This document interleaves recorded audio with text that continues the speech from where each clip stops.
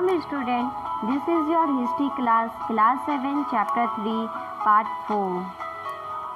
A closer look, administration and consolidation under the Khilji and Tughlaqs.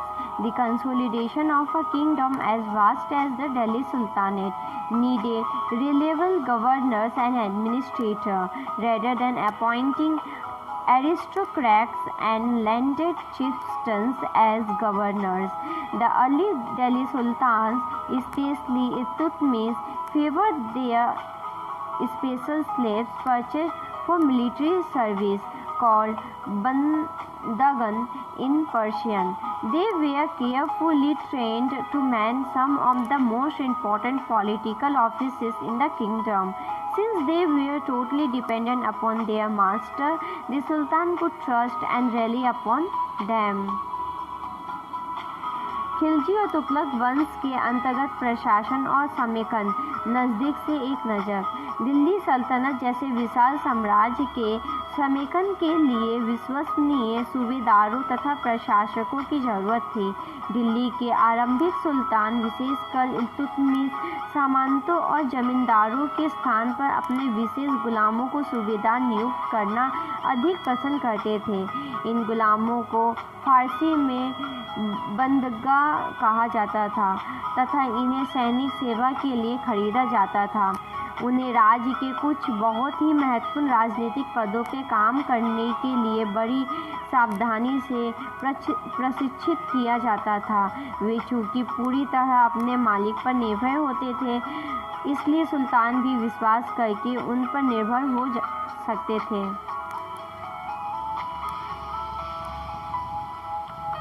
The Khiljis and Tughlaq continue to use bandagan and also raise people of humble birth who were often their clients to high political positions.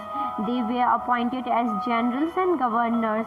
However, this also introduced an element of political instability. Slaves and clients were loyal to their master and patron but not to their heirs. New sultans had their own servants. As a result, the accession of a new monarch often saw conflict between the old and the new nobility. The patronage of these humble people by the Delhi Sultans also shocked many elites, and the authors of Persian Tariq criticized the Delhi Sultan for appointing the low and base-born to high offices. Khilji तथा तुगलक शासन बंदगाह का इस्तेमाल करते रहे और साथ ही अपने पर आश्रित निम्न वर्ग के लोगों की भी ऊंचे राजनीतिक पदों पर बैठाते रहे। ऐसे लोगों को सेनापति और सूबेदार जैसे पद दिए जाते थे, लेकिन इससे राजनीतिक अस्थिरता भी पैदा होने लगी। गुलाम और आश्रित अपने मालिकों और संरक्षकों के प्रति तो वफादार रहते थे, मगर उनके उत्तराधिकारियों के प्रति नहीं। नए सुल्तानों के अपने नौकर होते थे। फलस्वरूप किसी नए शासक के सिंहासन पर बैठते ही प्राय नए और पुराने सरदारों के बीच टकराहट शुरू हो जाती थी। सुल्तानों द्वारा निचले तबके के लोगों को संरक्षण दिए जाने के कारण उच्च वर्ग के कई लोगों को गहरा धक्का भी लगता था और फारसी तारीख के लेखकों ने निचले खानदान के लोगों को ऊंचे पदों पर बैठाने के लिए दिल्ली सुल्तानों की आलोचना भी की है। Like the earlier sultans, the Khiljis and Tughlaq monarch appointed military commanders as governors of territories of varying sizes. These lands were called Iqta and their holder was called Iqtadar or Mufti. The duty of the Muftis was to lead military campaign and maintain law and order in their Iqtas. In exchange for their military services, the Mufti collected the revenue of their assignments and salary. They also paid their soldiers from this revenue. Control over muktis was most effective if their office was not inheritable and if they were assigned iktas for a short period of time before being shifted. These harsh conditions of service were rigorously imposed during the reign of Alauddin Khilji and Muhammad Tughlaq.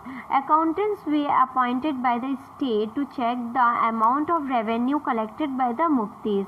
Care was taken that the mukti collected only the taxes prescribed by the state and that he keep the required number of soldiers.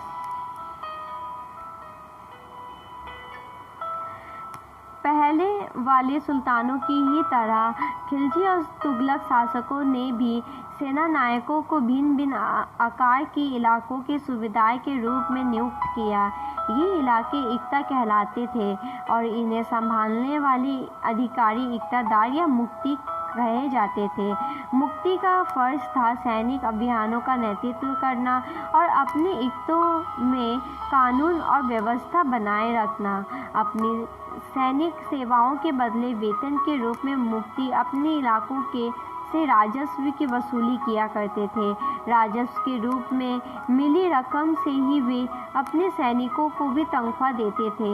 मुक्ति लोगों पर काबू रखने का सबसे प्रभावी तरीका यह था कि उनका पद वंश परंपरा से नहीं चले और उन्हें कोई भी इक्ता थोड़े थोड़े समय के लिए ही मिले, जिसके बाद उनका स्थानांतरण कर दिया जाए।